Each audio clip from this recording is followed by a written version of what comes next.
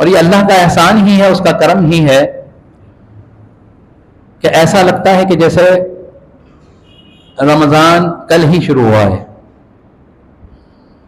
اور یہ اس طرح رمضان مبارک کا مہینہ اس طرح گزرتا ہے کہ ایسا لگتا ہے کہ جیسے بجلی تار میں سے گزر جاتی ہے، اس طرح رمضان کا مہینہ بھی گزر جاتا ہے.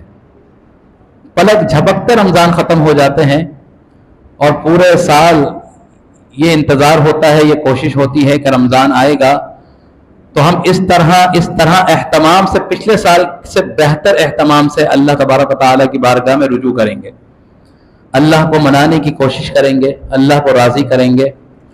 لیکن جب رمضان کا اختتام ہو رہا ہوتا ہے تو معلوم یہ ہوتا ہے کہ ابھی تو ہم نے کیا ہی کچھ نہیں تھا، ابھی تو ہم نے صحیح طریقے سے توبہ ہی نہیں کی، اللہ سے اپنے پورے 11 مہینوں کے جو گناہ ہم سے سرزد ہوئے ہیں ان کی ہم معافی نہیں مانگ سکے، اور اس طرح یہ پورا مہینہ غفلت میں بھی نکل جاتا ہے.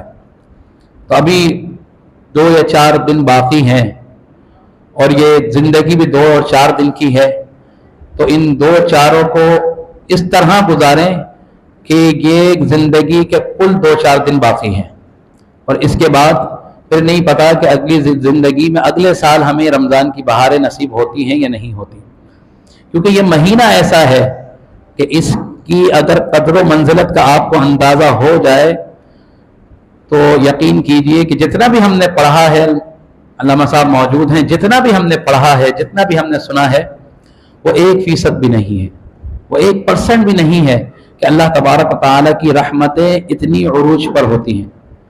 اتنی عروج پر اللہ تبارک و تعالیٰ کی رحمتیں ہیں کہ اگر ہم نے صحیح طریقے سے اللہ تبارک و تعالیٰ کی بارگاہ میں رجوع کر لیا تو اللہ تبارک و تعالیٰ کی رحمت کی ایک بوند بھی اگر ہمارے نامہ اعمال پر پڑ گئی تو یقین کریں ایک بوند اگر پڑی تو آپ کے جتنے بھی گناہ ہیں وہ ایک بوند سے صاف ہو جائیں گے، صرف ایک بوند.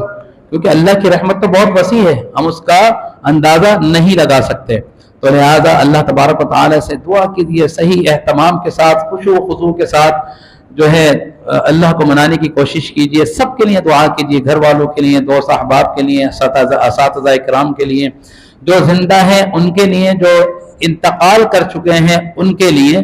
کیونکہ زندگی میں تو اعمال کا سلسلہ جاری رہتا ہے، منا سکتے ہیں رب کو، لیکن جو لوگ آپ کے جو مرحومین قبور کے اندر چلے گئے ہیں وہ فقط صرف آپ کی طرف نگاہ کر کے بیٹھے ہوئے ہیں کہ کس طرح اور کب ہمارے گھر والے ہمیں تحفے کے طور پر کچھ اجر و ثواب پہنچا دیتے ہیں. تو یہ آپ کی طرف ان کا قرض بھی ہے جو انتظار میں ہے، تو ان کو ضرور یاد کیجیے. اور چھوڑ دیں اس بات کو کہ جو لوگ وسوسے پھیلاتے ہیں، ابہام پھیلاتے ہیں کہ نہیں جی ایصال ثواب مرنے کے بعد کسی کو نہیں پہنچ سکتا، پہنچانے کا کام کس کا ہے؟ اللہ کا. نیت کس کی ہونی چاہیے؟ ہماری. تیرا کام تھوڑی ہے تو پہنچائے گا مردوں کو، بھائی مردوں کو ایصال و ثواب جس کا کام ہے ہم نے اس کے سپرد کر دیا، وہ جانے اور ہم جانے. تجھے کس چیز کی پریشانی ہے کہ جی مردوں کو ایصال ثواب نہیں پہنچتا، جو مر گیا وہ اپنے اعمال لے کے چلا گیا، تو اپنے مردوں کو نہ پہنچا، ہم تو پہنچا رہے. اب وہ قیامت کے دن فیصلہ ہوگا کہ جب نامہ اعمال کھلیں گے تو پتہ چلے گا کہ کون فائدے میں رہا اور کون نقصان میں. ہم تو اسی امید سے اور اسی نیت سے اور اسی چاہ کے ساتھ اپنے مردوں کو ایصال ثواب کرتے رہیں گے. تو نہیں کرتا نہ کر، تو اپنے مردوں کو ایصال ثواب کرتے رہیے. ایصال ثواب کرنا کیا ہے؟ قرآن پڑھنا ہے، اچھے کام کرنے ہیں، ذکر و اذکار کرنا ہے. قرآن پڑھیں کس کی عبادت؟ اللہ کی عبادت. ذکر کریں کس کی عبادت؟ اللہ کی عبادت. اچھے اعمال کریں کس کے لیے؟ اللہ کے لیے کر رہے ہیں. تو اس میں کون سی بڑی بات ہو گئی؟ کون سا اس میں کوئی غلط بات ہو گئی؟